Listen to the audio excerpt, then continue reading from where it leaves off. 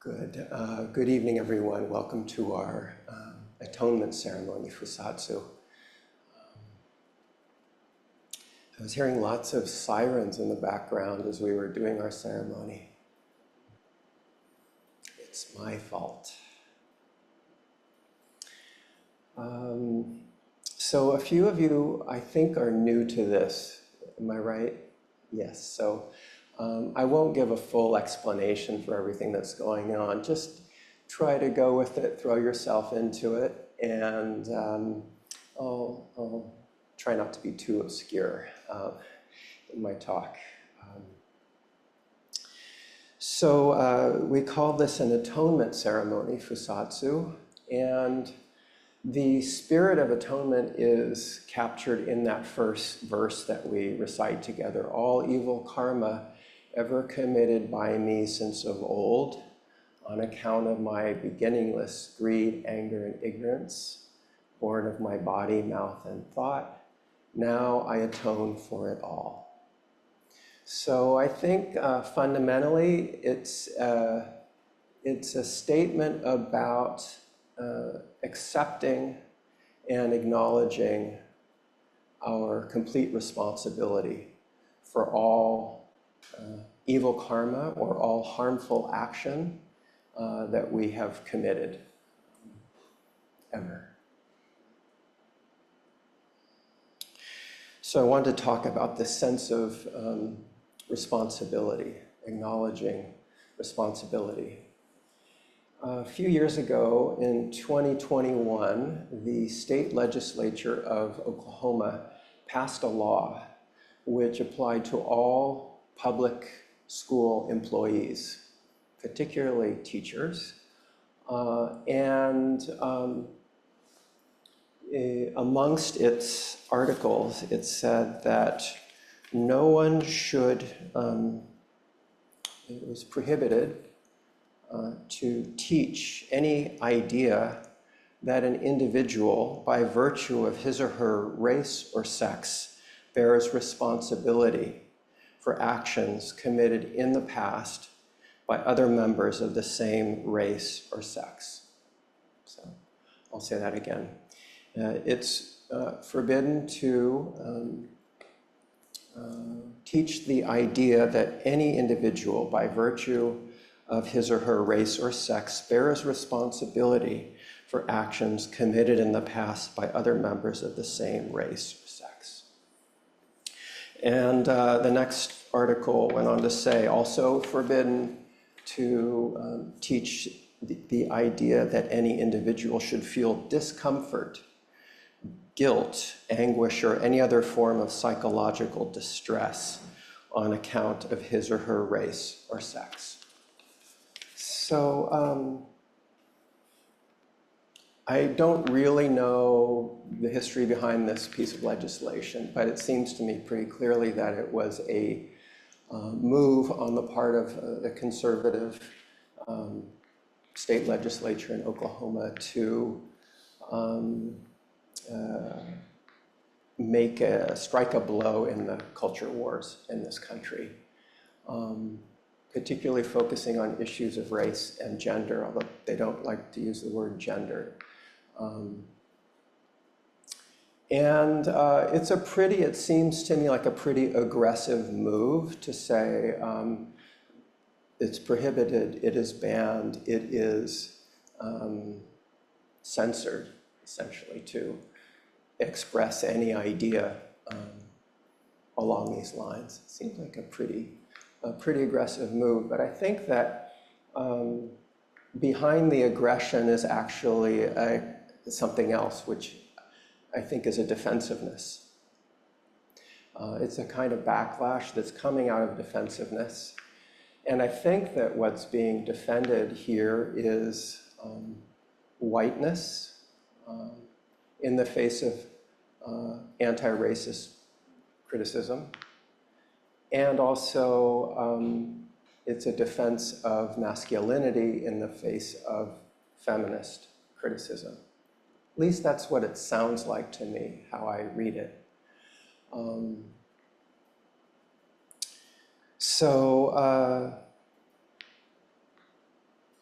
It's also interesting that the legislation was passed 100 years to the year after the Tulsa Race Massacre of 1921.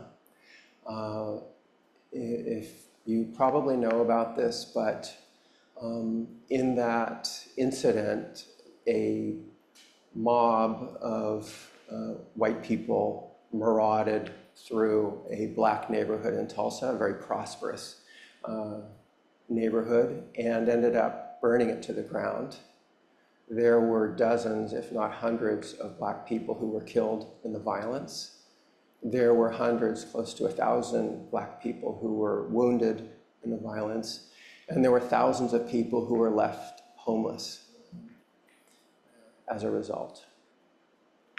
And this is an episode that was mostly swept under the rug. It didn't get a lot of attention subsequently, public attention. And it was only 99 years later in 2020 that the Oklahoma State public school curriculum included the Tulsa Race Massacre in the curriculum.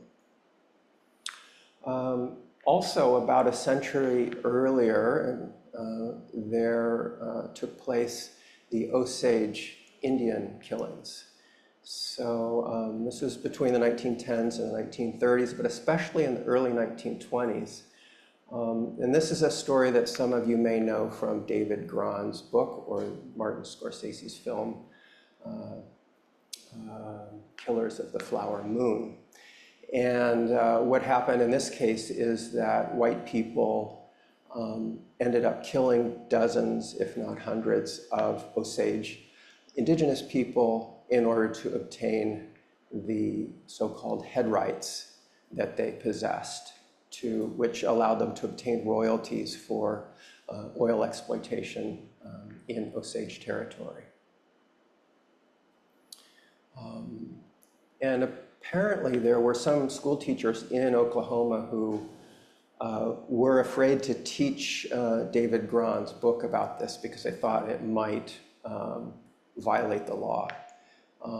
One teacher said that she wasn't sure if she could say what the race of the killers was because it might make her vulnerable to prosecution.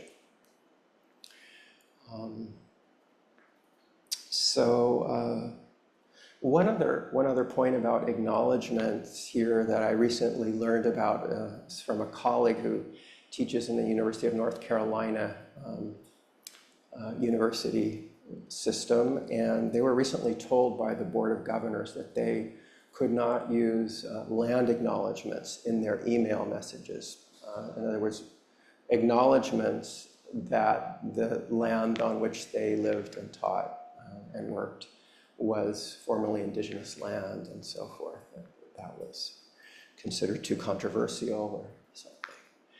So I bring all of this up not because I want to point the finger at the Oklahoma State Legislature or Oklahomans in particular, but I think it's something that bears looking at in terms of our own lives. So if this is a kind of aggression that's coming out of a defensiveness, are there ways in which we ourselves might follow that same kind of conduct? It may be, again, that we could think about this in terms of broad political, historical issues. We might think, well, even if this country was built upon dispossession of indigenous lands and the exploitation of enslaved African labor or the labor of people of African descent, that doesn't mean that this country is not legitimate. It doesn't have a right to exist. Or it doesn't mean that there aren't lots of good things about this country. Maybe that could be one way this manifests for us. But I'm more interested in the personal level, because who among us does not feel defensive and respond defensively in the face of criticism. Criticism from a partner or a family member, a friend, a colleague, or a complete stranger.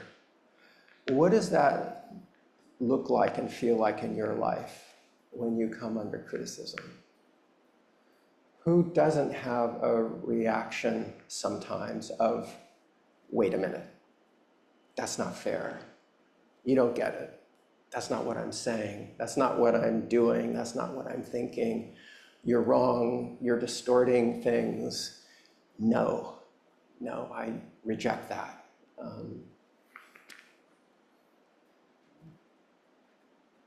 Does that resonate with any of you in some way? And then when we get defensive, what do? How do we respond? Are there times when we actually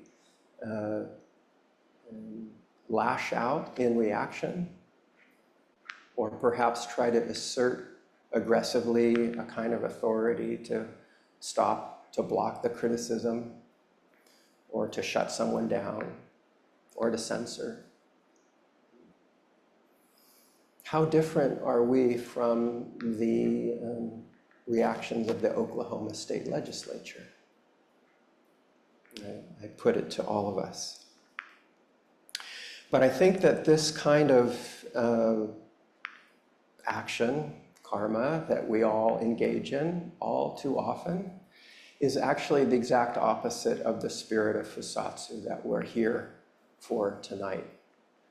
The spirit of Fusatsu is to go beyond that defensive, small, narrow, self-centered, egocentric reaction, and to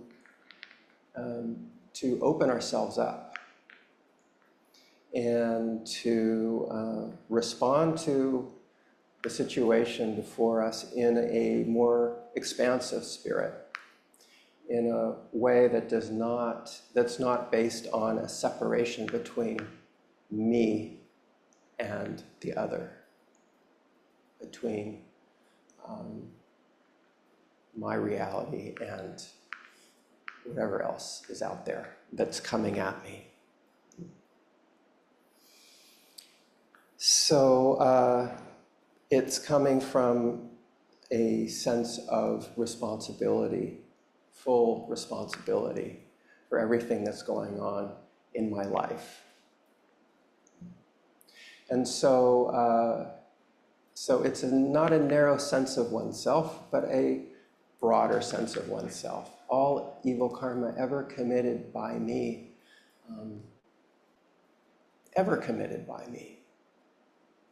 throughout time, on account of my beginningless. And I think included there with beginningless is also endless, on account of my endless greed, anger, and ignorance, born of my body, mouth, and thought. Now I atone for it all.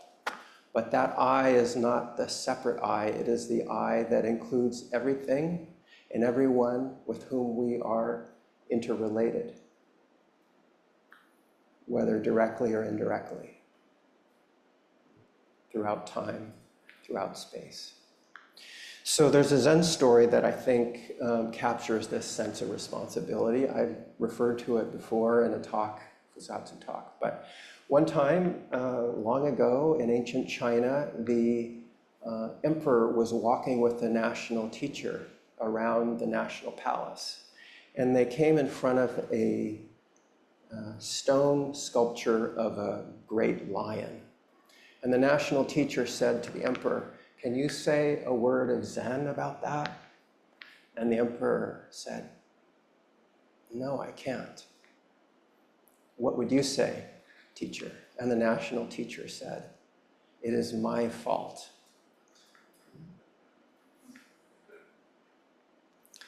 So I don't think it's that that the emperor's practice was so deep that he knew that anything he would say would be too shallow to touch the situation. I think he really didn't know how to respond in that moment. So wisely, he asked the teacher for teaching on this. And the national teacher was not afraid to say something. It is my fault, he said.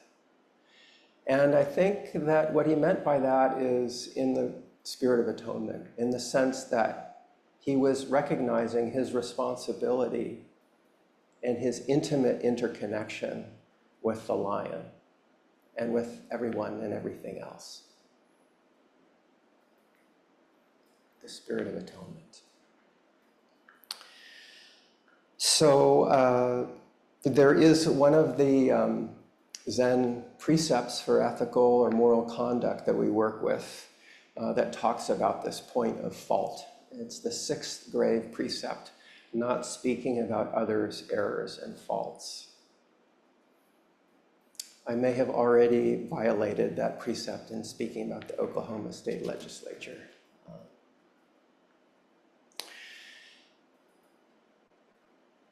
Not speaking of others' errors and faults. So where does this come from?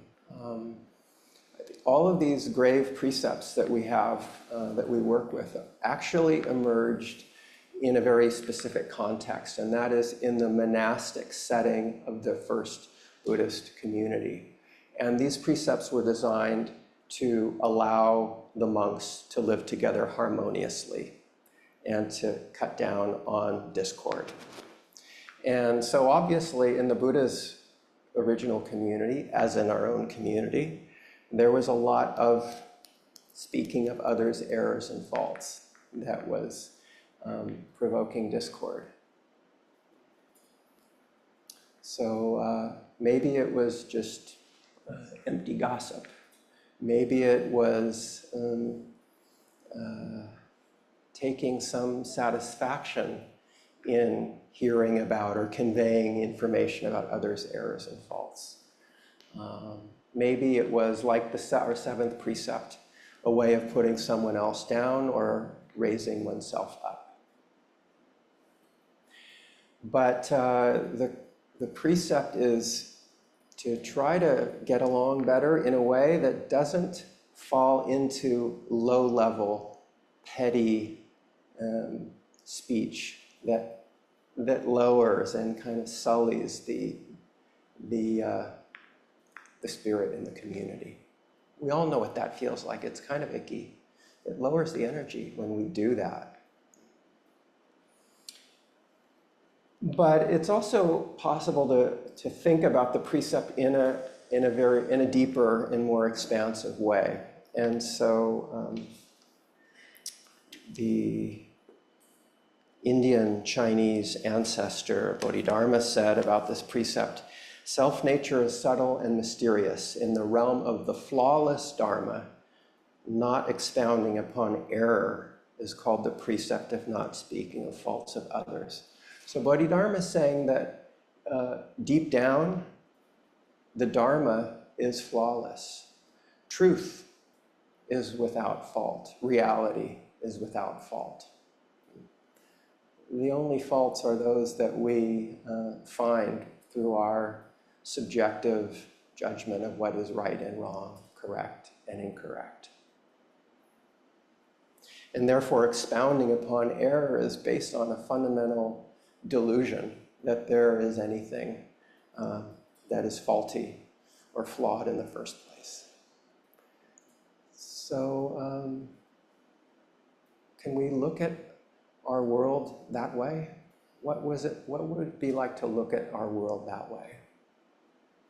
And then Master Dogen said, in the Buddha Dharma, there is one path, one Dharma, one realization, one practice. Don't permit fault finding. Don't permit haphazard talk. So Dogen's here talking about that kind of loose talk that brings everyone down. He's talking about picky, fault-finding behavior. What would it be like to go beyond that and recognize that there is one Dharma, one realization, one reality, in which, again, there are no faults to be had, no flaws to be found.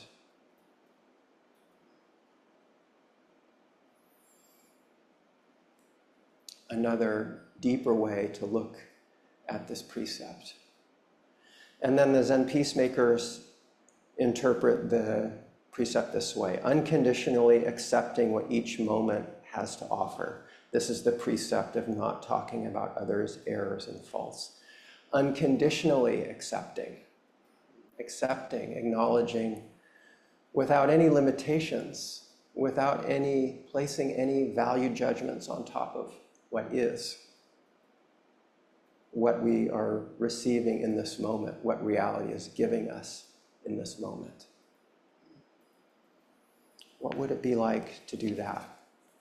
I think that is really the spirit of atonement. It is, and ultimately, this the national teacher saying, "I am at fault," and the precept of not talking about others' errors and faults come down to the same thing. Because ultimately,